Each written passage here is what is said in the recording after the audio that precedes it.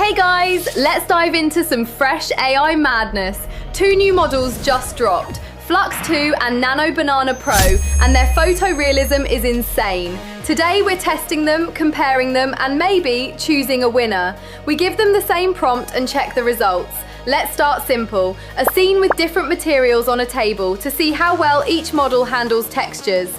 Both models did great, rich details and solid textures, but personally, Nano Banana Pro edges ahead. It follows the prompt a bit more precisely. Next challenge, a futuristic cyberpunk street. Nano Banana delivers a super realistic, dynamic city vibe, like an actual photo from the future. FLUX.2 leans harder into sci-fi styling, but the image feels more static.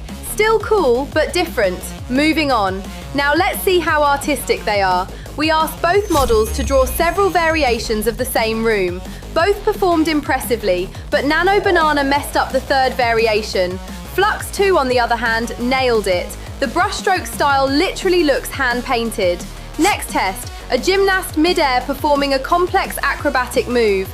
And wow, both outputs look so real you start wondering, is this even AI anymore? Stunning work. Now let's see how they handle logic and text. Quality is fine on both, but this time Flux wrote some strange nonsense words, not ideal. And finally, an overcrowded marketplace full of people. Once again, both crushed it. Great detail, great contrast, great composition.